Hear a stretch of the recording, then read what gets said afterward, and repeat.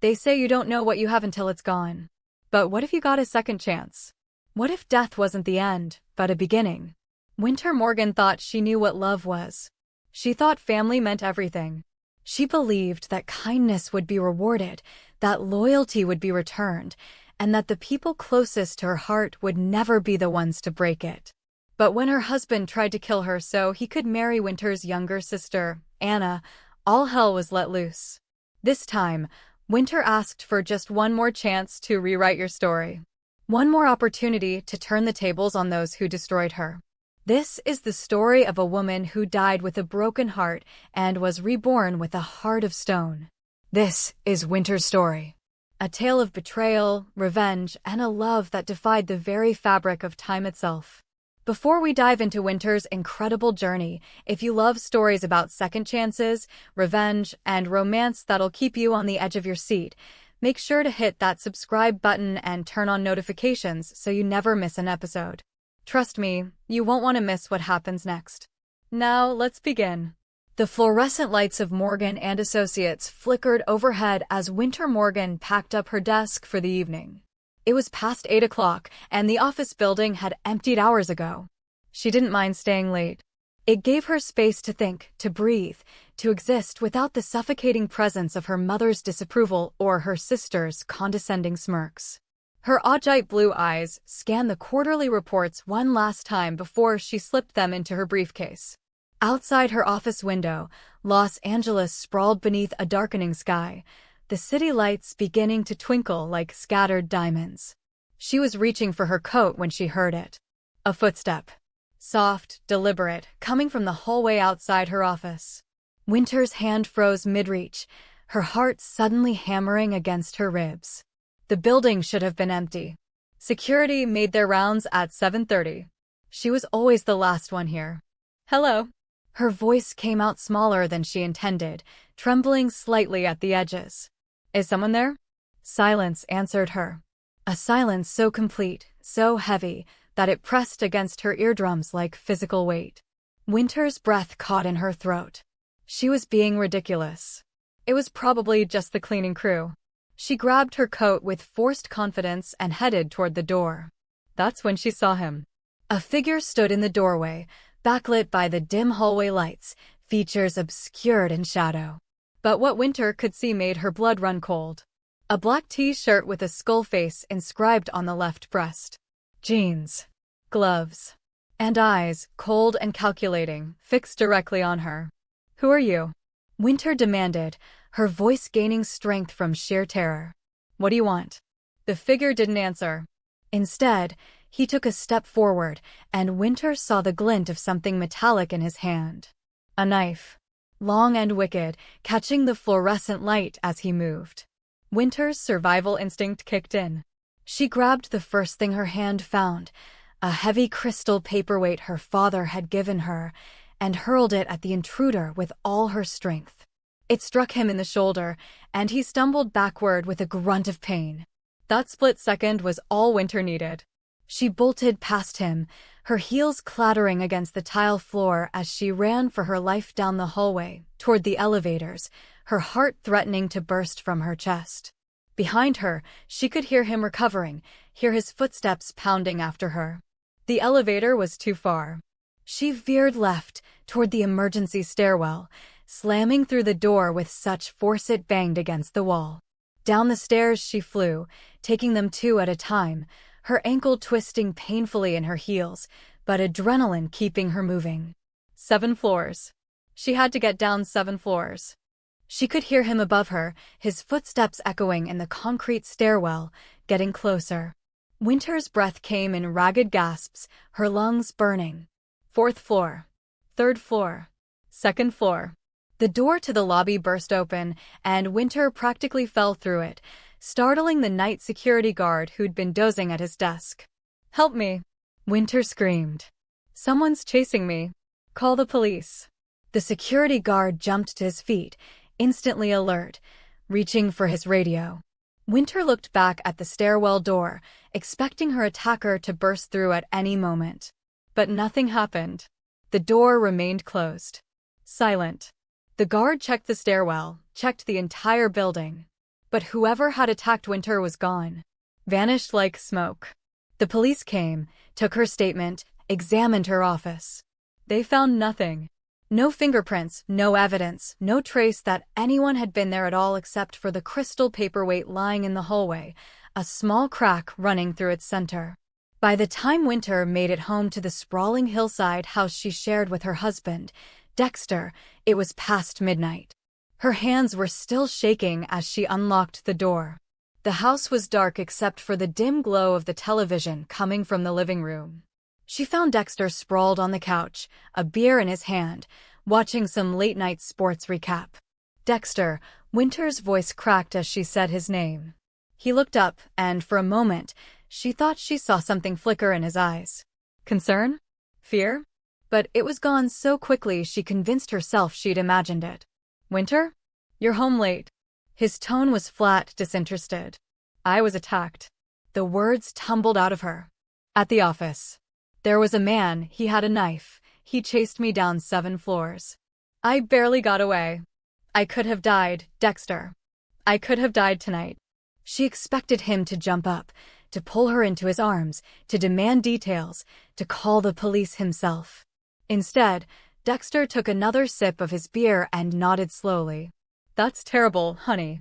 Did you call the cops? Yes, of course I called the cops. They came to the office. They didn't find anything. Winter sank down onto the edge of the couch, her whole body trembling now that the adrenaline was wearing off. I was so scared. I've never been so scared in my life. Well, you're safe now. Dexter patted her knee absently, his eyes already drifting back to the television. Why don't you get some sleep? You'll feel better in the morning. Winter stared at her husband, at the man she'd loved since high school, at the person who was supposed to care about her more than anyone else in the world. His handsome face was illuminated by the flickering TV light, his chiseled jawline set in an expression of casual indifference. She wanted to scream at him, to shake him, to demand why he didn't care that she'd almost been killed tonight. But she didn't. She never did. Yeah, Winter whispered, standing on shaky legs. Maybe you're right. I'll try to sleep. But sleep was impossible. Winter lay in bed for hours, staring at the ceiling, every shadow in the room morphing into the shape of her attacker. Every creak of the house settling became his footsteps. Every rustle of wind against the window became his breathing. At 3 a.m, she gave up. Painting. That's what she needed. Painting always calmed her mind, gave her restless hands something to do, allowed her to pour her emotions onto canvas where they couldn't hurt her. Their apartment had a basement, a space that Dexter never used, that had become Winter's unofficial studio. She rarely went down there anymore. Martha, her stepmother, had made it clear that Winter's painting was a frivolous hobby, a waste of time that could be better spent making herself useful to the family. But tonight, Winter needed it. She crept down the stairs quietly, not wanting to disturb Dexter, though she doubted the television and beer had been turned off yet. The basement door creaked as she opened it, and the musty smell of disuse greeted her. She flicked on the light. The single bulb hanging from the ceiling cast harsh shadows across the concrete floor and exposed beams. In the corner, covered with a sheet, were her painting supplies. Canvases stacked against the wall. Brushes in jars. Tubes of paint arranged by color, the way she liked them. Winter moved methodically, losing herself in the familiar ritual. She pulled the sheet off her supplies, selected a large blank canvas, and dragged it to the center of the room where the light was best. Her hands were steadier now, purpose replacing panic. She'd paint what she felt. The fear, the confusion, the bone-deep terror of being hunted. She'd capture it on canvas, and in doing so, maybe she could exorcise it from her soul. She was arranging her brushes when something caught her eye. A splash of black in the corner, behind a stack of old boxes that Dexter had stored down here when they first moved in. Winter's curiosity overcame her caution. She moved closer, pushing aside a box labeled college textbooks in Dexter's neat handwriting. And there it was, crumpled in the corner, partially hidden behind the boxes. A black t-shirt. Winter's hand trembled as she reached for it, her fingers closing around the soft cotton fabric. She pulled it out into the light, and her entire world tilted on its axis. A skull face, inscribed on the left breast. Exactly like the one her attacker had been wearing. Exactly like the one. The t-shirt slipped from Winter's numb fingers and fell to the concrete floor.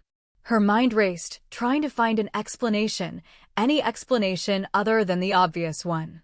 Lots of people had shirts like this. It was a coincidence. It had to be a coincidence. But even as she tried to convince herself, she knew. She knew with a certainty that settled in her gut like a stone. Her husband. Her Dexter. The man she'd loved since she was 16 years old. The man she'd married in a beautiful ceremony 2 years ago, the happiest day of her life. The man she'd trusted with every piece of her heart. He was the one who'd attacked her tonight. He was the one who'd chased her down 7 flights of stairs with a knife in his hand. He wanted her dead. Winter sank to the floor, her legs no longer able to support her weight. Why? The question screamed through her mind. Why would Dexter want to kill her? What had she ever done except love him? Except dedicate her entire existence to making him happy? Except ignore every red flag, every moment of coldness, every instance when he looked at her like she was nothing more than an obligation? She sat there on the cold concrete floor for hours, the black t-shirt pulled beside her like a pool of shadow, until the first gray light of dawn began to filter through the small basement window. And slowly, as the light grew stronger, something shifted inside Winter Morgan. A small, hard seed of suspicion that would soon grow into something much larger, much darker, much more dangerous. If Dexter wanted her dead, there had to be a reason. And Winter was going to find out what it was. Over the next few days, Winter watched her husband with new eyes. She observed the way he smiled at his phone when he thought she wasn't looking. The way he made excuses to leave the house at odd hours. The way he seemed distracted, distant, like his mind was always somewhere else. Someone else. Winter had always attributed his behavior to work stress. Dexter was an account manager at a marketing firm, a job that demanded long hours and constant availability. Or so he said. But now, with suspicion coiling in her stomach like a serpent, Winter began to question everything. It was a week after the attack when Winter's worst fears were confirmed. She'd told Dexter she was going to visit her father at the Morgan estate, something she did every Sunday for brunch. A family tradition that Winter had maintained even though every visit was an exercise in emotional torture, with Martha finding new ways to belittle her and Anna smirking from across the table. But this Sunday, Winter had other plans. She drove toward the estate, but instead of turning into the long, tree-lined driveway, she parked her car a block away and waited. Sure enough, 30 minutes after she'd left, Dexter's car pulled out of their garage. Winter followed at a distance, her heart pounding. She'd never spied on anyone in her life. The very idea went against every principle she held dear. But she had to know. She had to understand. Dexter didn't go to his office. He didn't go to a friend's house. He drove directly to the Morgan estate. To Winter's family home. Her hands gripped the steering wheel until her knuckles turned white as she watched him pull into the driveway, use the security code, Winter noted bitterly, that she had given him, and park near the side entrance. The entrance that led directly to the pool house. The pool house where Anna spent most of her time. Winter's vision blurred with tears, but she blinked them away furiously. She would not cry. Not yet. Not until she knew for certain. She waited until Dexter disappeared inside, then she quietly let herself into the main house through the kitchen entrance. The Sunday staff were off, and she knew Martha and her father would be in the main dining room. The pool house was accessible through the garden. Her heels sank into the perfectly manicured lawn as she made her way around the side of the mansion. The pool house came into view, its large windows overlooking the Olympic-sized pool. And there, through the window, Winter saw something that shattered what remained of her heart into a million irreparable pieces. Dexter and Anna, sitting close together on the white leather couch. Too close. Anna's hand was on Dexter's arm, her beautiful face turned up toward his. And Dexter, her husband, was looking at Anna the way Winter had always dreamed he'd look at her. Like she was the sun and the moon and every star in the sky. Like she was everything. Winter moved closer, unable to stop herself despite the pain that was ripping through her chest. She pressed herself against the wall beside the window, straining to hear their conversation through the slightly open door. "You can't keep doing this, Dexter." That was Anna's voice, breathy and dramatic. "It's too dangerous." What if Winter finds out? She won't find out. Winter doesn't suspect a thing. She never does. She's too trusting, too naive. She believes everything I tell her. Dexter's voice was filled with a contempt that made Winter's stomach turn. "She actually thinks I love her." Anna laughed, a musical sound that had always enchanted everyone who heard it. Poor Winter. She's always been so pathetically desperate for approval. Remember in high school? How she used to follow you around like a lost puppy. How could I forget? Dexter's voice softened. "But I never wanted Winter. It was always you, Anna. From the very first moment I saw you. You were 14, wearing that blue dress at the Morgan Summer Gala. You looked like an angel. Then why did you marry her?" Anna's voice turned petulant. "Why didn't you just ask me? Your mother." Dexter sighed heavily. "Martha made it clear that I wasn't good enough for you. My family doesn't have the connections, the wealth, the status. But she was happy to let me marry Winter. Said it would be good for Winter to have a husband, to settle down. And I thought if I married Winter, I could stay close to you. I could be part of the family. Eventually, Martha would see that I was worthy. Eventually, you'd see it too." Winter's hand flew to her mouth, stifling the sob that threatened to escape. This couldn't be real. This had to be a nightmare. But the pain was too sharp, too visceral to be anything but reality. "I do see it, Dexter." Anna's voice dropped to a whisper.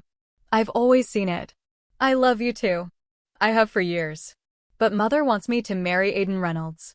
She's obsessed with the idea of connecting our family to the Reynolds dynasty." Aiden Reynolds. Dexter spat the name like a curse. "That arrogant bastard. He doesn't deserve you, Anna. No one deserves you but me." "Then what are we going to do?" Anna asked. "We can't keep sneaking around like this forever." There was a long pause. When Dexter spoke again, his voice was cold, calculated. "Winter's life insurance policy pays out $2 million. Her father set it up when we got married. With that money, I could start my own firm. Prove to Martha that I'm worthy of you. And Winter would be out of the way. I know you're probably as shocked as Winter right now. But believe me, this story is about to take turns you won't see coming. If you're loving this revenge tale so far, do me a huge favor and smash that like button. Drop a comment below telling me what you think Winter should do next. And if you haven't subscribed yet, what are you waiting for? Hit that subscribe button because Winter's revenge is just getting started, and you won't want to miss a single moment. Now, back to the story. Winter didn't remember leaving the estate.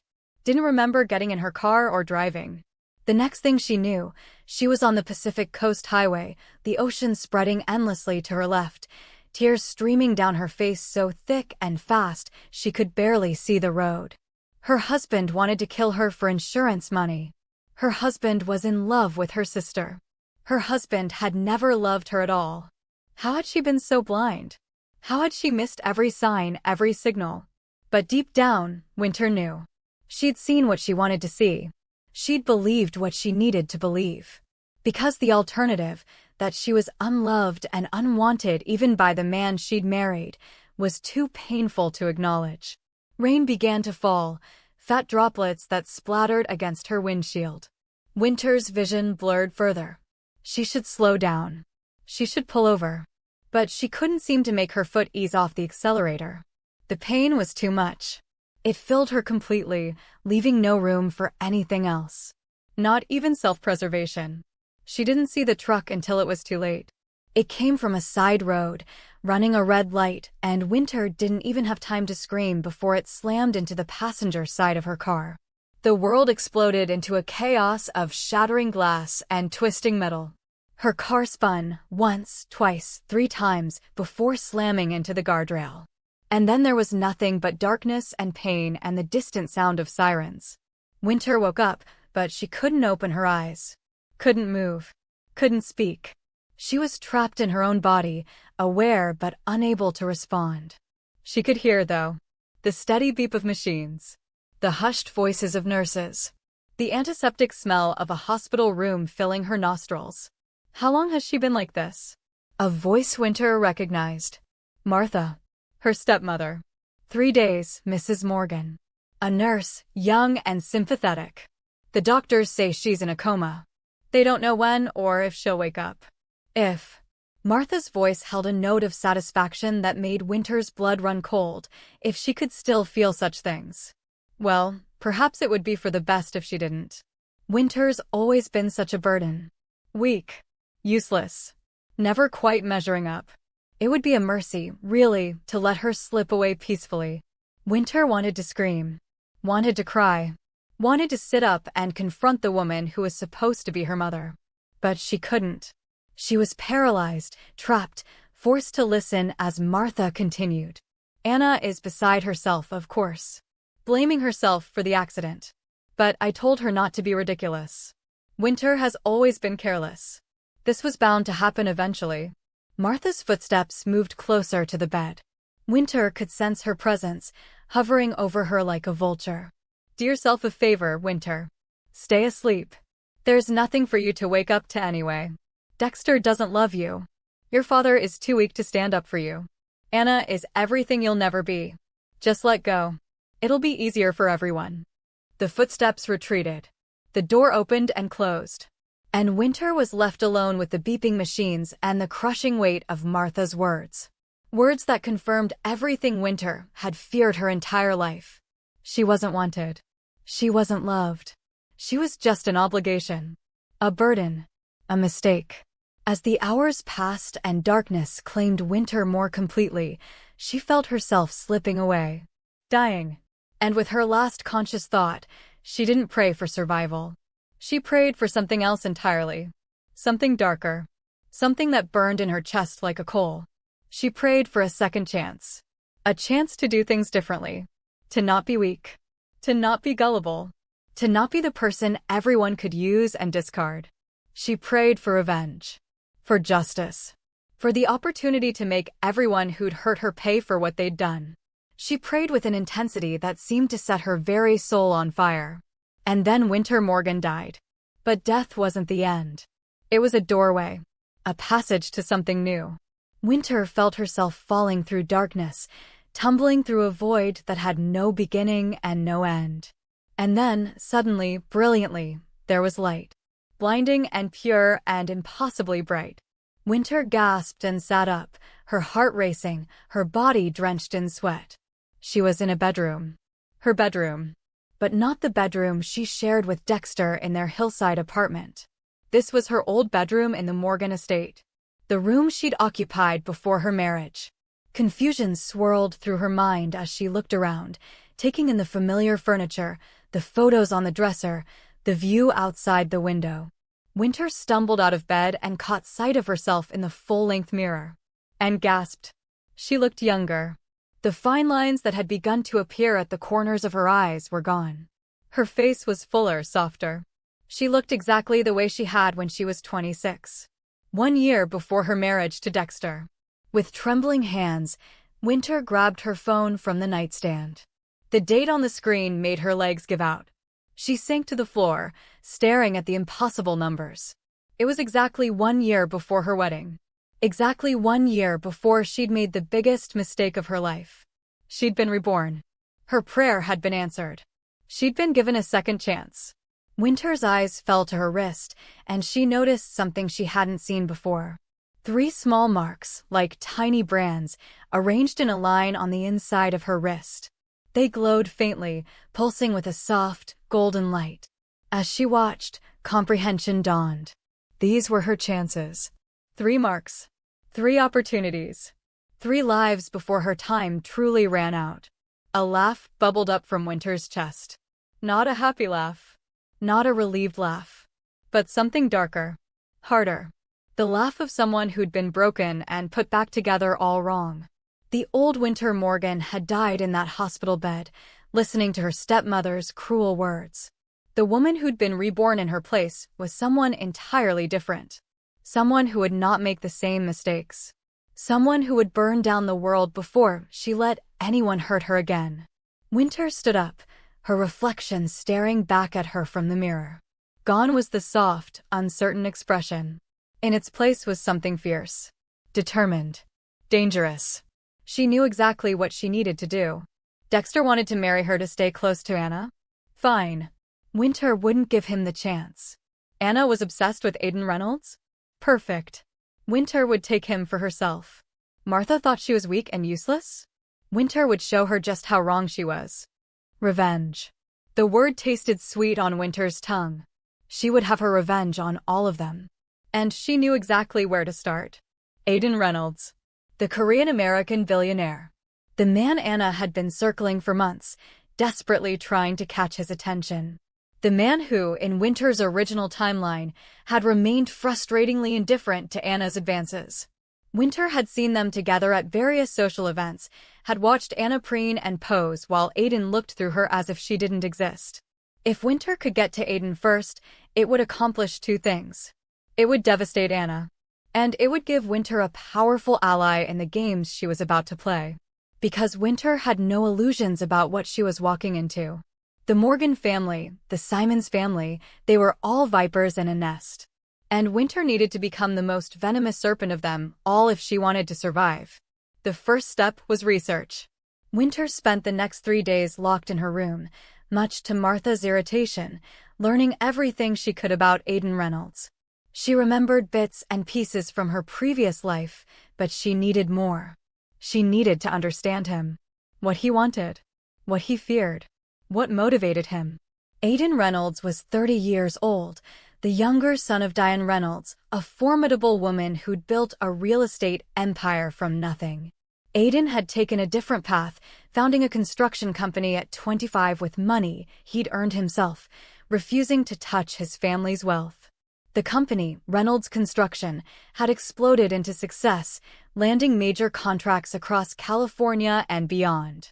He was brilliant, ruthless in business, and notoriously private in his personal life. He also had a stepbrother, Clinton Reynolds. Older by 4 years, Clinton had expected to inherit control of the family empire. But Diane Reynolds had other plans, and the family company remained firmly under her control, with no clear successor named. The rivalry between the two brothers was legendary in Los Angeles social circles. Polite on the surface, vicious underneath. Winter smiled as she read about Clinton. Every enemy of Aiden's was a potential tool. Every crack in his armor was an opportunity. But first, she needed to meet the man himself. And she knew exactly where he'd be. The Reynolds Annual Charity Gala. It was happening in 2 days, a massive event that drew the elite of Los Angeles like moths to a flame. In her previous life, Winter had attended with her family, had stood in the corner sipping champagne while Anna worked the room. But this time would be different. This time, Winter would be the one everyone noticed. She went shopping, ignoring Martha's questions about where she was going and what she was doing. Winter chose her dress carefully. Not the pastels and soft colors she usually favored. Not something demure and forgettable. She chose a dress the color of fresh blood.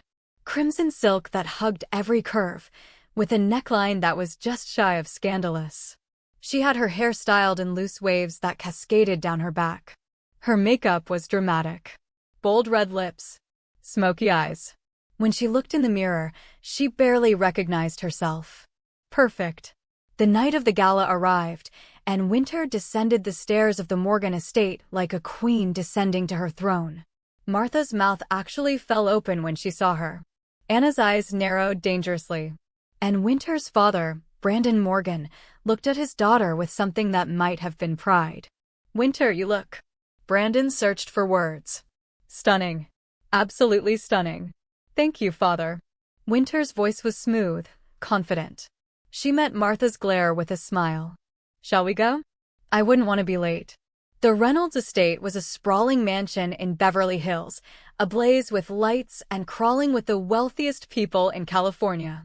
Winter stepped out of the limousine, her head held high, and felt the eyes turn toward her. Whispers followed in her wake. "Is that Winter Morgan? She looks so different. What happened to her?"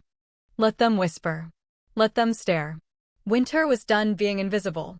She accepted a glass of champagne from a passing waiter and made her way through the crowd, her eyes scanning for her target.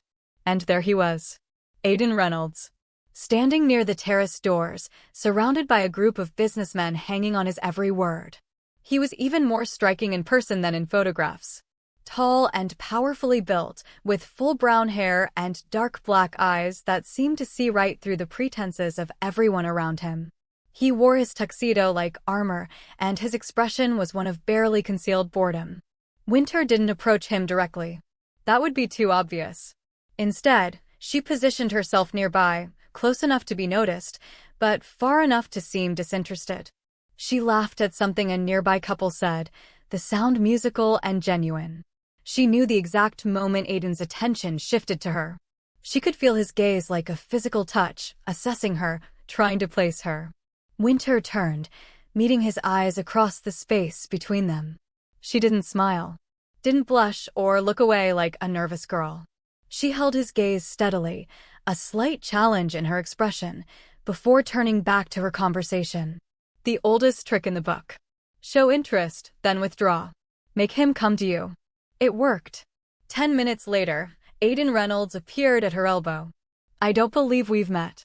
His voice was deep, with an edge of curiosity. Aiden Reynolds.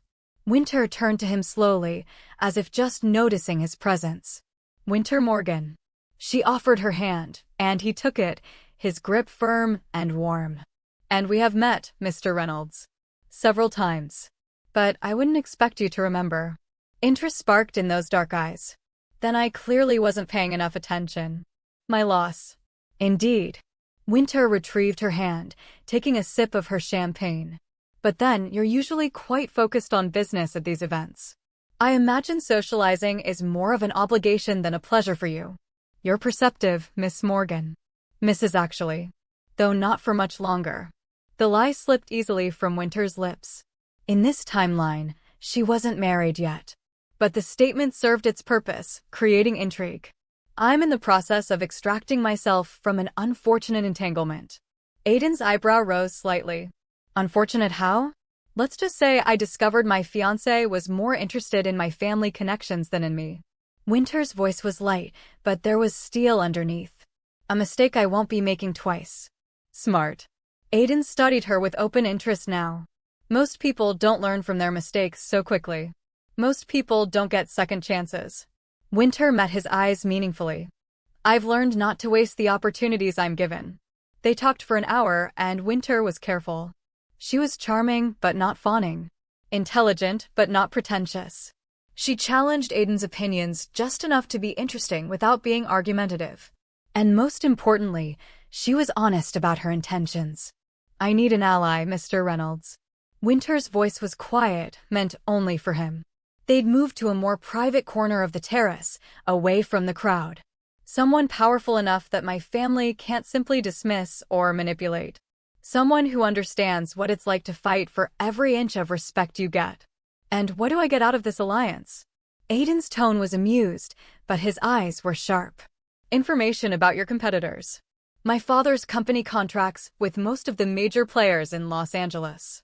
I have access to their plans, their weaknesses. Winter paused. And I can handle your Clinton problem. That got his full attention. My Clinton problem? Your stepbrother is planning to undermine your next project. The Riverside development. He's been meeting with council members, spreading concerns about your company's ability to deliver on time. Winter had learned this in her previous life, had overheard Anna gossiping about it at a family dinner. He's trying to get the contract pulled and reassigned to a company he has interest in. Aiden's expression hardened. How do you know this? Because my sister, Anna, is obsessed with you. And Clinton Reynolds has been courting her favor, hoping to use her connection to my family's influence. Winter smiled coldly. Anna tells my stepmother everything. And I've gotten very good at listening to conversations I'm not supposed to hear. Your own sister. Aiden's voice held a note of something. Respect? Understanding? You'd betray your own family? They betrayed me first. Winter's voice was flat. Final. I'm simply returning the favor. So, Mr. Reynolds, do we have a deal? Aiden was quiet for a long moment, studying her face as if trying to read the truth written there. Finally, he held out his hand. "We have a deal, Mrs. Morgan. Though I suspect you're going to be far more trouble than you're worth." Winter shook his hand, a genuine smile crossing her face for the first time that night. "Oh, I guarantee it, Mr. Reynolds. I absolutely guarantee it." From across the ballroom, Anna Morgan watched the interaction between her sister and Aiden Reynolds with growing fury. Winter was supposed to be the invisible one, the forgettable one, the one who faded into the background while Anna shone. What was she doing talking to Aiden? And why was he looking at her like that? Like she was actually interesting? Martha appeared at Anna's elbow, her sharp eyes also fixed on the couple on the terrace. "What is your sister doing?" "I have no idea." Anna's voice was tight. "But I don't like it." "Aiden is mine, Mother. We've been planning this for months." "Then perhaps you should remind him of that fact." Martha's voice was cold. "Go over there. Separate them. Do what you do best, Anna." But before Anna could move, Aiden and Winter were walking back into the ballroom. Together. And Aiden's hand was resting lightly on Winter's lower back, a possessive gesture that made Anna's blood boil. She started toward them, her smile bright and false, ready to reclaim what was hers. Winter saw her coming, and the look in Winter's eyes stopped Anna cold. It wasn't the soft, apologetic expression Anna was used to seeing on her sister's face. It was something else entirely. Something that looked almost like triumph. "Anna." Winter's voice was pleasant. "I was just talking to Mr. Reynolds about you." "Were you?" Anna forced her smile wider. "All good things, I hope." "Of course." Winter's smile didn't reach her eyes. "I was telling him about your art collection. How you've been purchasing pieces from Mother's gallery. Mr. Reynolds mentioned he's looking to acquire some art for his new office building. I thought you might be able to make some recommendations." It was a trap. Anna could feel it. But she couldn't see how. "I'd be happy to help, Mr. Reynolds." Actually, Aiden's voice was polite but firm. "I was hoping Mrs. Morgan could assist me. She mentioned she has quite an eye for undiscovered talent.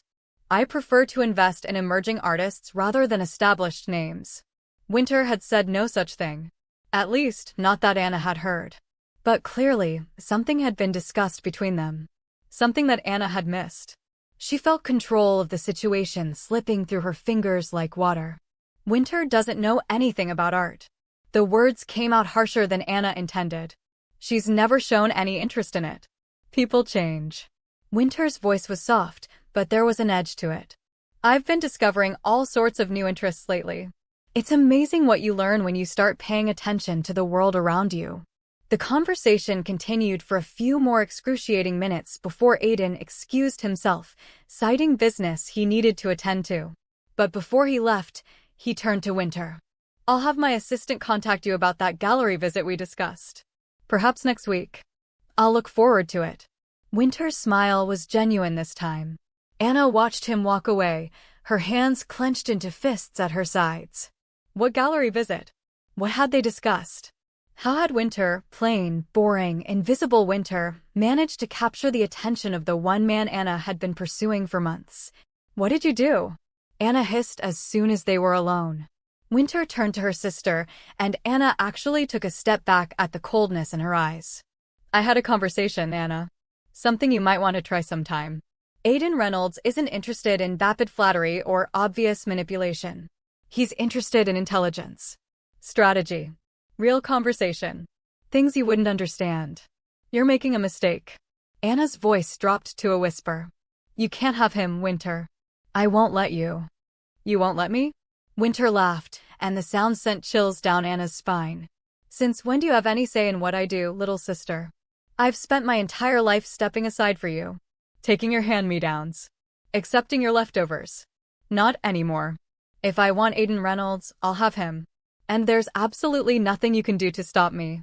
Winter walked away, leaving Anna standing alone in the middle of the ballroom, trembling with rage and something else. Something that felt uncomfortably like fear. Because the woman who'd just spoken to her wasn't the Winter Morgan that Anna had known and manipulated her entire life. This was someone new. Someone dangerous. And Anna had no idea how to handle her. Over the next few weeks, Winter's plan unfolded perfectly. She met with Aiden regularly, ostensibly to discuss art purchases for his office building.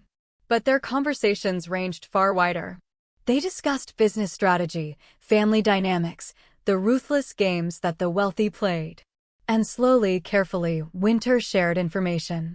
Details about upcoming city contracts that her father's company was bidding on. Gossip about which council members could be swayed and which couldn't. Names of people who were working with Clinton Reynolds to undermine Aiden's projects. In return, Aiden provided Winter with something even more valuable. Protection. With Aiden Reynolds by her side, Martha couldn't simply dismiss her. Brandon Morgan started treating her with new respect. And Anna's attempts to sabotage her were easily deflected. But Winter wasn't content with just using Aiden.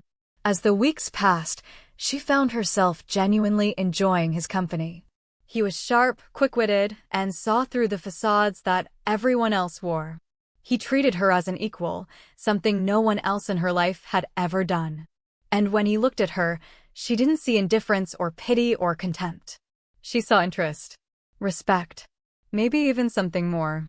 It was dangerous. Winter couldn't afford to have real feelings. Feelings made you vulnerable. Feelings gave people power over you. She'd learned that lesson in her first life, learned it in Blood and Betrayal. But despite her best efforts to keep her heart locked away, Aiden Reynolds was finding his way through her defenses. They were at a private art showing, one that Winter had arranged specifically to introduce Aiden to an artist she'd discovered. The artist, a young woman named Sophia, created stunning abstract pieces that Winter knew would be perfect for Aiden's aesthetic. The showing was in a small gallery in downtown Los Angeles, intimate and exclusive. Just a handful of collectors and the artist herself. Winter was explaining the technique behind one of Sophia's larger pieces when she felt Aiden's eyes on her. She turned to find him watching her with an expression she couldn't quite read. "What?" Winter asked, suddenly self-conscious. "You're different than you pretend to be." Aiden's voice was quiet. "In public, you're all sharp edges and cold calculation. But when you talk about art, when you talk about things you actually care about, you soften. You light up." Winter's first instinct was to deny it, to laugh it off and rebuild her walls. But something about the way Aiden was looking at her made her pause, made her want to be honest. "I have to be sharp edges and cold calculation." Winter's voice was equally quiet. "If I'm not, people hurt me. Use me. I learned that the hard way." "Who hurt you, Winter?" Aiden reached out, his fingers gently tilting her chin up so she had to meet his eyes. "And don't say your fiancé. This goes deeper than that." Winter should have pulled away, should have deflected. But instead, she found herself answering. "Everyone. My mother. My sister. Every person who was supposed to love me. They all taught me that I was only valuable for what I could give them. That I didn't matter. That I was disposable." "You're not disposable."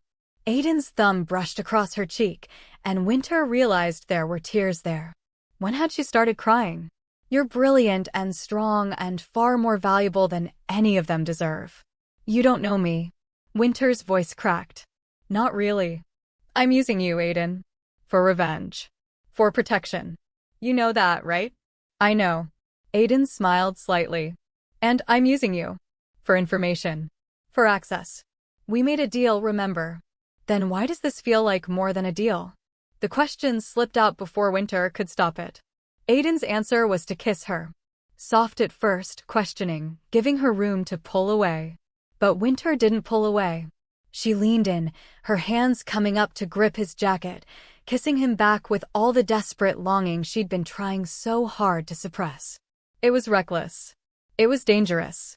It was the worst possible thing she could do. But Winter didn't care. For the first time since her rebirth, she felt something other than anger and pain. She felt alive. They pulled apart slowly, both breathing hard. Aiden rested his forehead against hers. "This complicates things." "Yes." Winter laughed shakily. "Yes, it really does. Do you want to stop? Go back to just being allies?" Aiden's voice held a note of vulnerability that Winter had never heard from him before. Winter thought about it. Thought about the sensible thing to do. The safe thing. And then she thought about her first life, about playing it safe and being sensible, and where that had gotten her. Dead and unmourned. No. Winter pulled back enough to meet his eyes. I don't want to stop. Whatever this is, wherever it goes, I want to see it through. Even if it derails your revenge plan? Who says it has to? Winter smiled, and this time it was real. Warm. Maybe we can have both. Revenge and something real. Maybe I don't have to choose. Greedy. Aiden's tone was teasing as he pulled her close again. I've spent my whole life settling for scraps. Winter's voice was fierce. Not anymore. I want everything. And I'm going to take it. But Winter's newfound happiness was short-lived. Because while she'd been falling for Aiden Reynolds, Anna and Clinton had been plotting. Anna's obsession with Aiden had curdled into something darker when she realized he was genuinely interested in Winter. And Clinton saw Anna as the perfect tool to destroy his stepbrother. They began meeting in secret, ostensibly to discuss strategy against Winter and Aiden. But their meetings quickly became something else. Something physical. Clinton was nothing like Aiden. Where Aiden was honest and direct, Clinton was manipulative. Where Aiden built his own empire through hard work, Clinton schemed to steal what others had created. But Clinton had one thing that Aiden didn't. He wanted Anna. Or at least, he was willing to pretend he did. And for Anna, starved for attention after watching Aiden choose her sister over her, that was enough. Their affair was passionate and reckless. They met in hotels, in Clinton's downtown apartment, anywhere they could be alone. And when Anna discovered she was pregnant 2 months later, she was terrified. But Clinton's reaction surprised her. He was overjoyed. This is perfect. Clinton gripped Anna's shoulders, his gray eyes gleaming with triumph. An heir. I'll have an heir before Aiden even thinks about children. My mother has always been obsessed with legacy, with continuing the family line. This gives me leverage, Anna. Real leverage. But we're not married. Anna's voice was small. What will people think? Then we'll get married. Clinton pulled her into his arms. We'll announce the engagement immediately. A whirlwind romance. No one will question it. Anna wanted to believe him. Wanted to believe that this was love, that Clinton genuinely cared for her and not just for the baby she carried. But deep down, she knew the truth. She was being used, just like Winter had always been used. The irony wasn't lost on her. They announced their engagement at a Reynolds family dinner, and the reaction was everything Clinton had hoped for.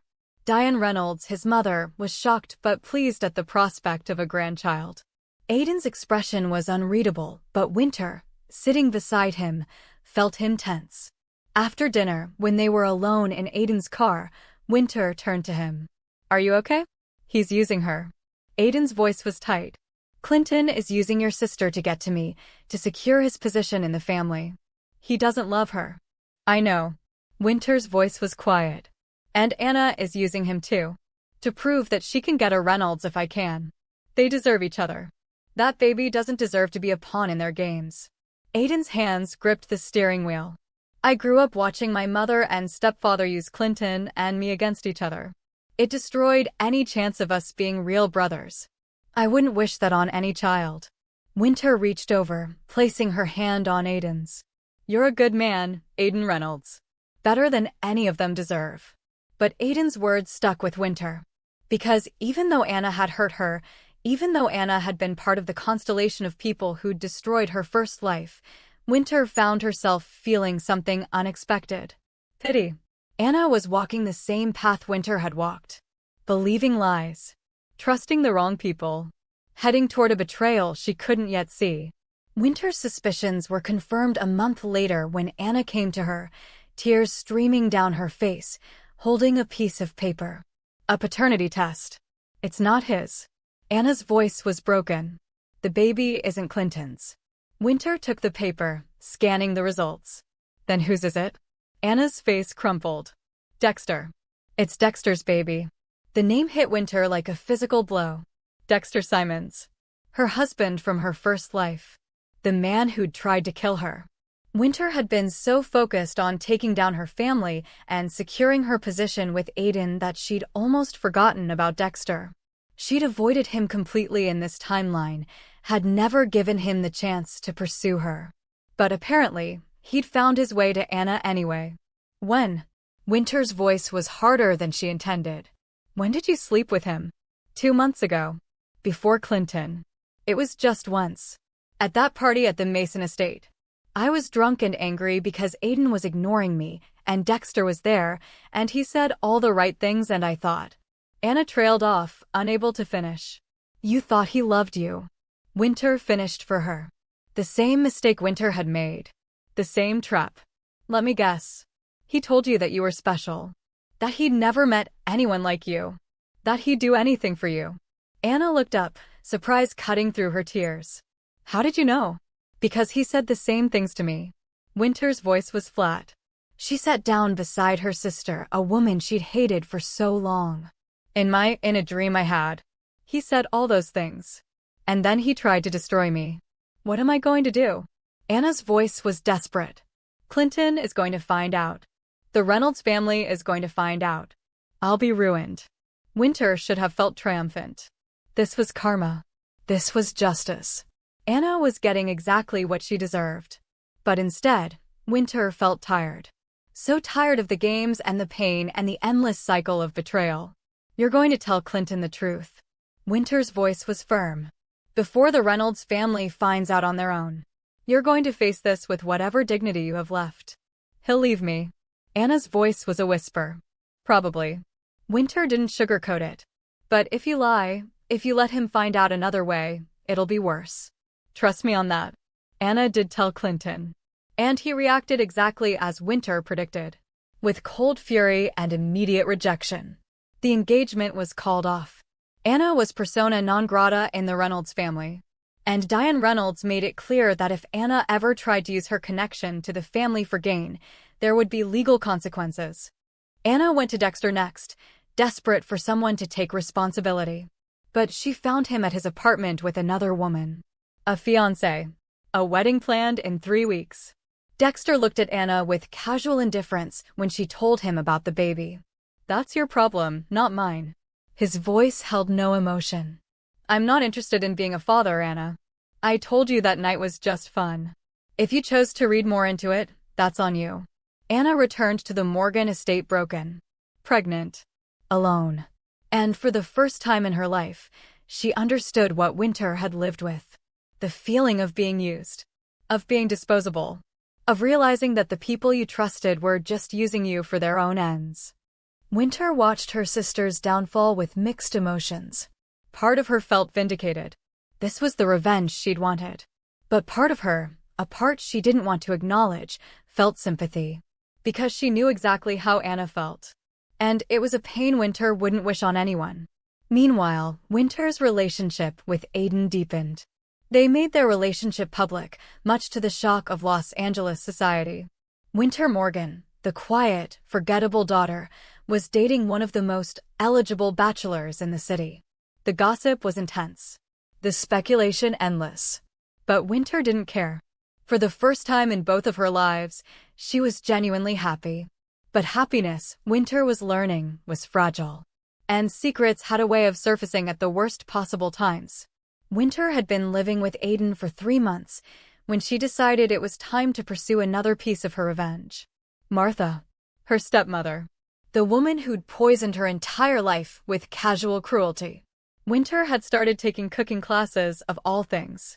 It had started as a ploy to impress Diane Reynolds, Aiden's mother, who was famously particular about family traditions and skills. But Winter discovered she actually enjoyed cooking. There was something meditative about it. Creative. Her instructor was a quiet woman in her 50s named Caroline, who had a gentle manner and an incredible talent for bringing out the best in her students. It was during their 5th class that something happened. Winter was working on a particularly complicated sauce when Caroline touched her hand to correct her technique. And Winter saw it. A small birthmark on Caroline's wrist. Shaped like a crescent moon. Winter's breath caught in her throat because she had the exact same birthmark. In the exact same place. Where did you get that? Winter's voice came out strangled. Caroline looked confused. My birthmark? I was born with it. Why? Winter pulled up her own sleeve, showing her wrist. the identical crescent moon. Caroline's face went white. She stumbled backward, her hand flying to her mouth. It's not possible. Caroline's voice was a whisper. You can't be. They told me you were dead. Who told you I was dead? But Winter already knew. Her heart was pounding so hard she thought it might burst from her chest. Martha Morgan. Tears began streaming down Caroline's face. She told me my baby died in childbirth. 27 years ago. She said there were complications. That my daughter didn't survive. Caroline. Winter's voice broke on the name. Is your full name Caroline Winters? Yes. Caroline reached for Winter with shaking hands. And you're Winter. Oh my God. You're Winter. You're my daughter. My baby girl that I thought I'd lost. They held each other and cried. Two women who'd been torn apart by Martha Morgan's lies. Caroline told Winter everything. How she'd been young and in love with Brandon Morgan. How they'd planned to marry. How Martha, Brandon's secretary at the time, had been obsessed with Brandon and his wealth. How Martha had orchestrated Caroline's downfall, spreading lies about infidelity, planting evidence, turning Brandon against her. How Caroline had given birth alone, had been told her baby was dead, and had been sent away with enough money to ensure her silence. I wanted to die. Caroline's voice was thick with old pain. When they told me you were gone, I wanted to die. But I couldn't. I had to keep living. Had to find some way to survive. She stole everything from you. Winter's voice was hard. From both of us. But I'm going to make her pay, Mother. I promise you that. Winter's investigation into Martha's past became an obsession. She dug deeper than she ever had before, hiring private investigators, bribing sources, leaving no stone unturned. And what she found was damning. Martha's art gallery, her pride and joy, was built on fraud and exploitation. The biggest discovery came when Winter traced the source of Martha's most valuable paintings. They were all signed by an artist named Winslow, a painter who'd supposedly died in a fire 10 years ago. But Winter found evidence that Winslow was very much alive. Bank records showing payments to a property Martha owned on the outskirts of Los Angeles. A property that was supposed to be vacant. Winter and Aiden drove out to the property together one evening. It was a nondescript warehouse in an industrial area. The kind of place you'd never look twice at. But when they broke in, they found a horrifying scene. A basement. Converted into a makeshift apartment. And in that apartment, a man in his 60s, chained to a workstation, surrounded by canvases and paint. Winslow, the supposedly dead artist. Very much alive. And very much a prisoner. Please. The man's voice was hoarse from disuse. Please help me. She's kept me here for 10 years. Forcing me to paint. Selling my work. If I don't paint, she doesn't bring food. Please. They freed him immediately. Called the police. And the scandal that erupted was massive. Martha Morgan arrested for kidnapping and false imprisonment. Her art gallery shut down pending investigation. But Winter wasn't done. Because in investigating Winslow, she discovered something else. Festus, Martha's loyal secretary, was Winslow's son. The son who'd been searching for his father for a decade. Winter found Festus at the Morgan estate, packing up Martha's belongings. He looked up when she entered, his expression unreadable. You knew. Winter's voice was quiet. You knew your father was alive. You knew what Martha was doing to him. I suspected. Festus's voice was rough. But I had no proof. Martha is careful. She covers her tracks. Why didn't you do something? Winter couldn't keep the accusation out of her voice. Because she had leverage. Festus met her eyes. She knew things about me. About my past. Things that could send me to prison. She said if I helped her, if I stayed loyal, she'd eventually let my father go. I was stupid enough to believe her. She was never going to let him go. Winter's voice was flat. You know that now, right? Yes. Festus's shoulders sagged. I know that now. I was a fool. Winter studied him. This man who'd been her enemy. Who'd helped Martha torment her in her first life. But now she saw him differently. Saw him as another victim of Martha's manipulation. Another person trapped in her web. Help me. Winter made a decision. Help me bring down what's left of her empire. Help me find every secret she's been keeping. And I'll make sure the DA knows you cooperated. I'll make sure you get a chance to rebuild your life." Festus looked at her for a long moment. Then he nodded. "What do you want to know?" "Everything." Winter's smile was cold. "I want to know every single thing Martha Morgan has ever done. Every lie she's ever told. Every person she's ever hurt. Everything." What Festus revealed over the next few days was stunning. Martha's crimes went far beyond what Winter had imagined. But the biggest revelation was about Anna. The sister Winter had resented her entire life. Festus had proof that Anna wasn't Brandon Morgan's daughter at all. She was the daughter of Martha's ex-boyfriend, a man named Fletcher who'd been in and out of prison for most of his life. Martha had gotten pregnant by Fletcher, then seduced Brandon and passed off the baby as his. It was the ultimate deception. The foundation of everything Martha had built. Her position in the Morgan family. Her access to Brandon's wealth. All of it was based on a lie. Winter sat in Aiden's study, the evidence spread before her. DNA tests that Festus had kept hidden for years. Birth certificates. Hospital records. All proving that Anna was not a Morgan at all. "What are you going to do?" Aiden asked quietly. Winter looked at the papers. This was it. The ultimate revenge. She could destroy Anna completely. Strip her of the Morgan name. The Morgan wealth. Everything. It was exactly what Winter had wanted. What she'd been working toward. But Winter found herself thinking about Anna. Pregnant and alone. Already broken by Dexter's betrayal and Clinton's rejection. This would finish her. This would crush whatever spirit she had left. "I'm going to tell my father." Winter's voice was firm. "He deserves to know the truth. What he does with it is his choice. But I'm not going to be the one to tell Anna. That's not my responsibility." Brandon Morgan's reaction to the news was devastating to witness. Winter had never seen her father cry before. But he wept when she showed him the evidence. Wept for the years he'd spent raising another man's child. Wept for the daughter he'd neglected in favor of a lie. Wept for all the time he'd wasted trusting Martha. He ordered DNA tests immediately. And when the results came back confirming what Festus's evidence had shown, Brandon Morgan did something Winter had never expected.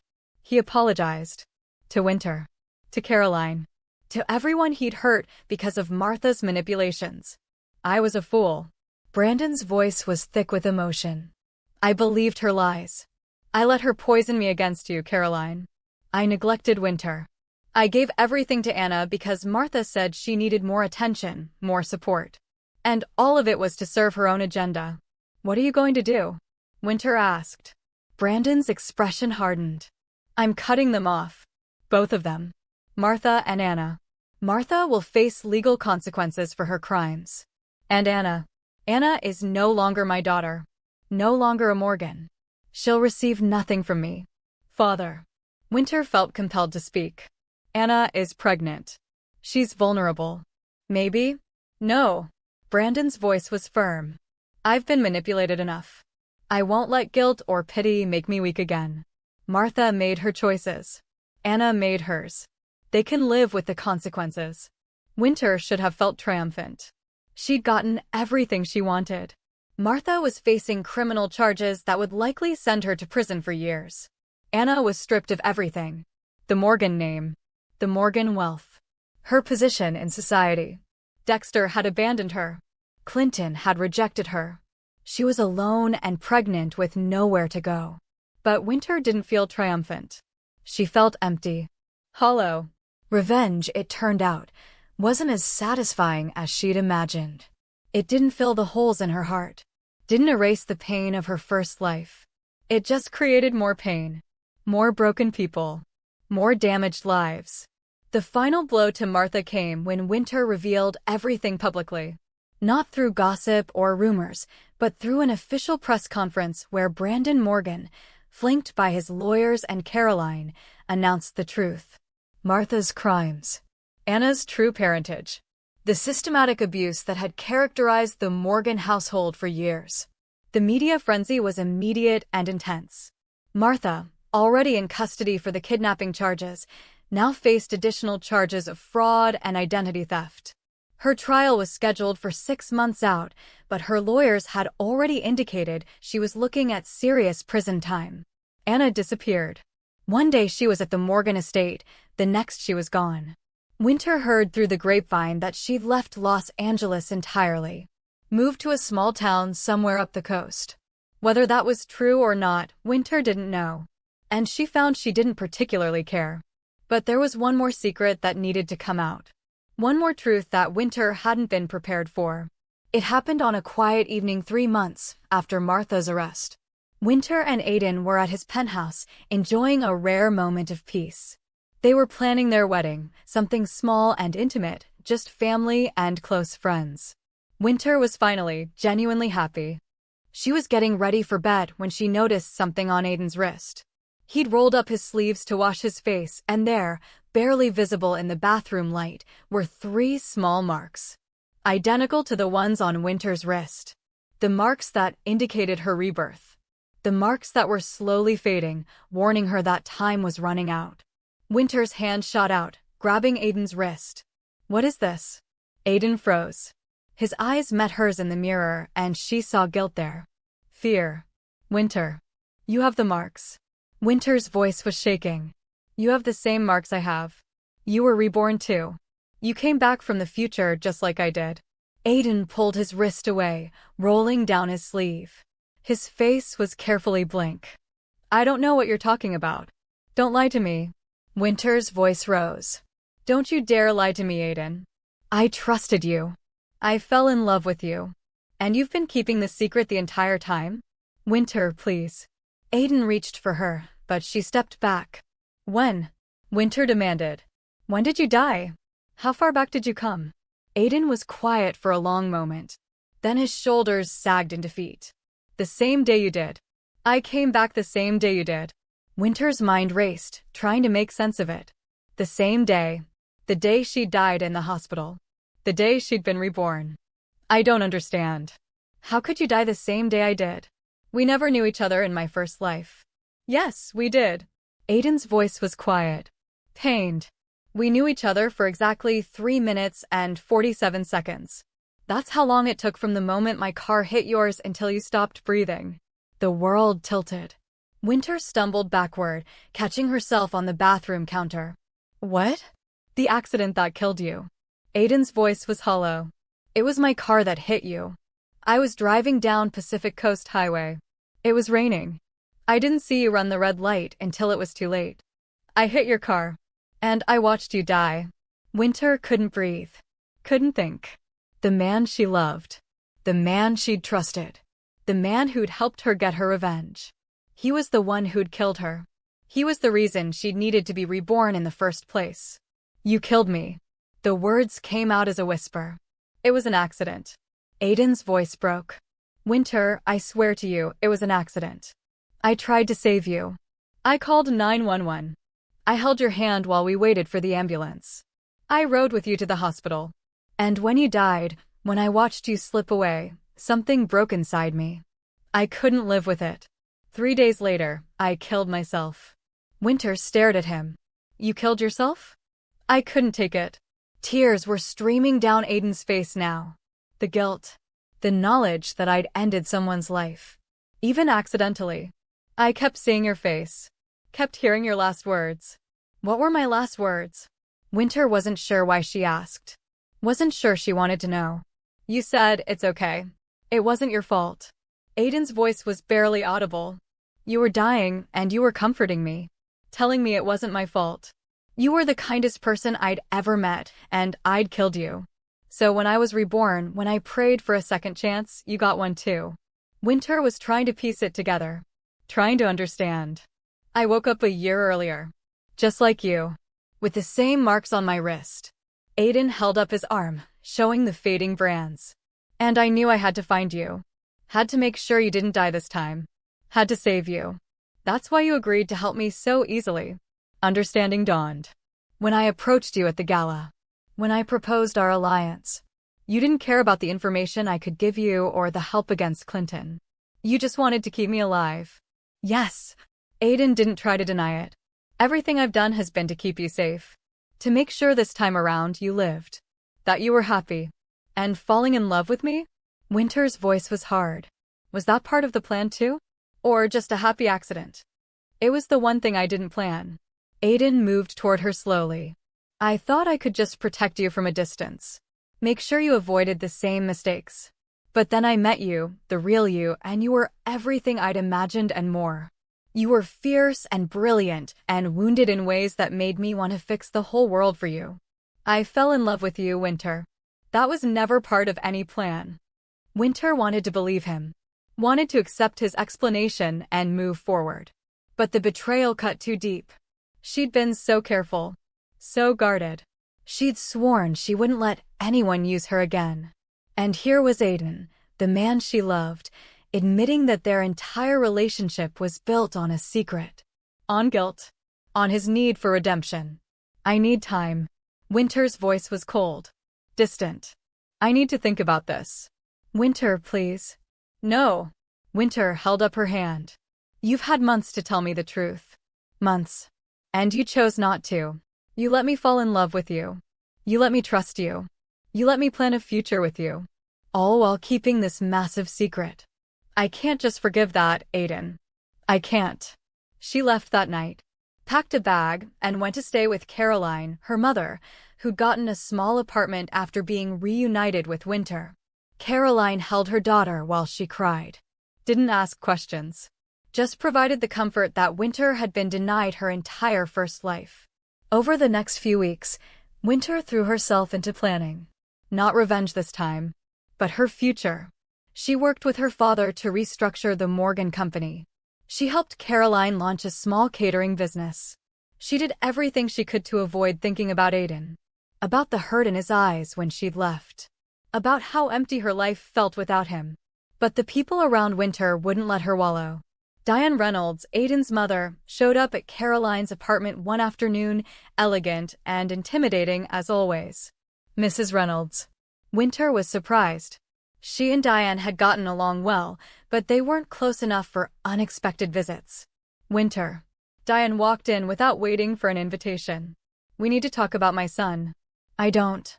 He's a mess. Diane cut her off. Won't eat. Won't sleep.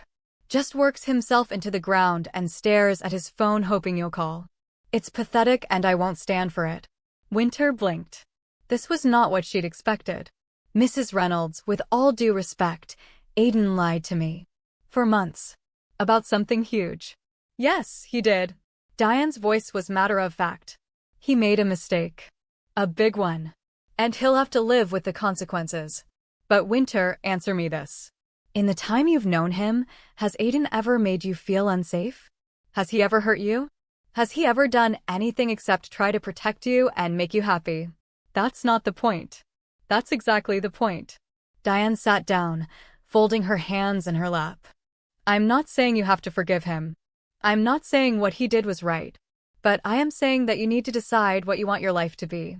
Do you want to spend it alone, punishing everyone who makes a mistake? Or do you want to take a risk? Allow for human error? Build something real with someone who, despite his flaws, genuinely loves you. Winter was quiet for a long moment. He killed me. In another life, he killed me. By accident. Diane's voice was gentle. And he paid for that accident with his own life. He was given the same second chance you were. And he used it to save you. To give you the life you deserved. Doesn't that count for something? Winter wanted to argue. Wanted to hold on to her anger. But Diane's words had struck a chord. Because the truth was, Winter missed Aiden. Missed his steady presence. His sharp mind. The way he looked at her like she was the most important person in the world. She'd been so focused on protecting herself that she'd forgotten what it felt like to be loved. Really, truly loved. I don't know if I can trust him again. Winter's voice was small. Trust is built. Diane stood, preparing to leave. It's not something you have or don't have. It's something you build piece by piece, day by day. If you love him, if he loves you, then you can build it together. But only if you're both willing to try. After Diane left, Winter sat alone with her thoughts. She looked at her wrist, at the marks that had faded to almost nothing. Time was running out. Not just for her, but for Aiden too. They'd both been given this second chance.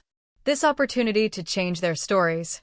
And Winter realized that spending it alone, nursing her hurt, was just another form of self-destruction. She called Aiden that night. He answered on the first ring. Winter. His voice was rough, like he'd been crying. Or not sleeping. Or both. I'm coming over. Winter's voice was steady. We need to talk. Okay. She could hear the hope in his voice. The fear. Okay. I'll be here. When Winter arrived at Aiden's penthouse, he looked terrible. His eyes were red-rimmed. His hair was a mess. He'd clearly been wearing the same clothes for days. But when he saw her, his whole face lit up with desperate hope. I'm so sorry. The words tumbled out before Winter even closed the door. Winter, I'm so sorry. You were right. I should have told you. I was a coward and I hurt you and I'm sorry. Stop. Winter held up her hand. Just stop. I didn't come here for more apologies. Aiden went quiet, waiting. I came here because I realized something. Winter moved closer to him. I've spent both my lives being afraid. Afraid of being hurt. Afraid of being used. Afraid of trusting the wrong people. And that fear has cost me so much. It cost me my first life. And it was about to cost me my second one too. Winter. Let me finish. Winter took a deep breath. You made a mistake. A big one. You should have told me the truth from the beginning. But I understand why you didn't. I understand the guilt and the fear and the desperate need to fix what was broken. Because I've felt all those things too. So what does that mean? Aiden's voice was barely a whisper. It means I'm willing to try. Winter reached for his hand. I'm willing to build trust with you.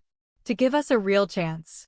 Because despite everything, despite the lies and the secrets, I love you. And I think you love me too. I do. Aiden pulled her into his arms. God, Winter, I love you so much. I promise I'll spend the rest of my life proving that to you. They stood there, holding each other, two broken people trying to build something whole. It wouldn't be easy. There would be hard days ahead. Difficult conversations. Moments of doubt. But for the first time, Winter believed it was possible. Believed that maybe, just maybe, she could have both revenge and redemption. Both justice and love. Over the next few months, Winter and Aiden rebuilt their relationship. Slowly. Carefully. They had honest conversations about their pasts, their fears, their hopes for the future. They went to couples counseling, something Aiden suggested and Winter initially resisted, but eventually came to value. They learned to trust each other again. Or perhaps, to trust each other for the first time. Really trust each other. Without secrets. Without hidden agendas. They got married in a small ceremony 6 months later. Just family and close friends. Caroline walked Winter down the aisle. Brandon Morgan stood beside Caroline, the two of them finally building a new relationship after all the years of lies. Diane Reynolds sat in the front row, crying happy tears.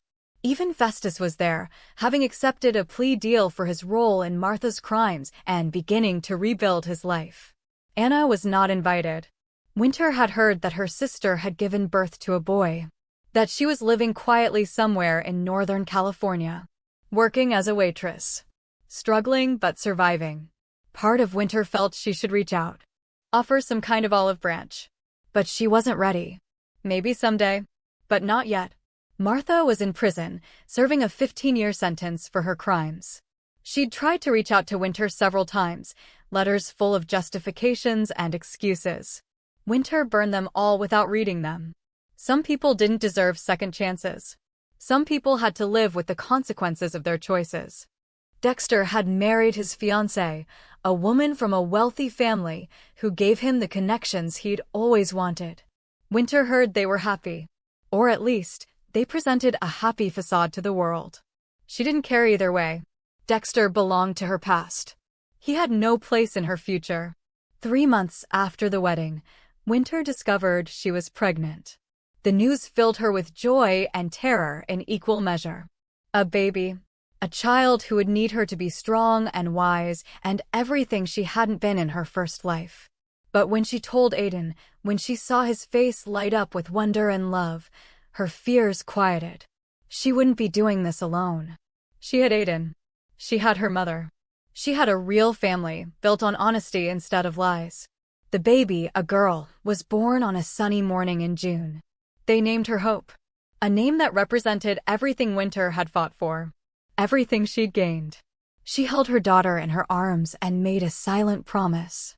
This child would never feel unwanted, would never doubt her worth, would never have to pray for a second chance because the first one had been so painful. But Winter's happiness was shadowed by a constant awareness. The marks on her wrist had almost completely faded. And so had Aiden's. They didn't talk about it, didn't acknowledge what it meant. But they both knew. Their time was running out. This second chance they'd been given wasn't permanent. Eventually, they would have to pay the price for defying death. It was Aiden who brought it up first. Hope was 3 months old, and they were sitting together in the nursery, watching her sleep. Aiden took Winter's hand, running his thumb over her wrist where the marks had once been so bright. "We're living on borrowed time." His voice was quiet. "You know that, right?" "I know." Winter leaned into him. "The marks are almost gone. Soon we'll run out of time." Aiden finished. "And we don't know what happens then. Do we die? Do we disappear? Do we get sent back to our original timeline?" "I don't know." Winter looked at their daughter. "But I'm not sorry. Even if it ends tomorrow, I'm not sorry we took this chance. Are you?" "No." Aiden kissed her forehead. "I'd do it all again. Every moment. Every mistake. Everything. Just to have this. Just to have you." They made the most of the time they had. Every day was precious. Every moment mattered. They took Hope on trips, made memories, surrounded themselves with family. Winter reconciled with Anna, who came to visit when Hope was 6 months old. It was awkward and painful, but they talked. Really talked. And while they'd never be close, they made peace with the past. "I'm sorry." Anna's voice was quiet. "For everything. For being cruel. For competing with you. For all of it. I'm sorry too." Winter meant it. "For some of what I did. For taking my revenge too far.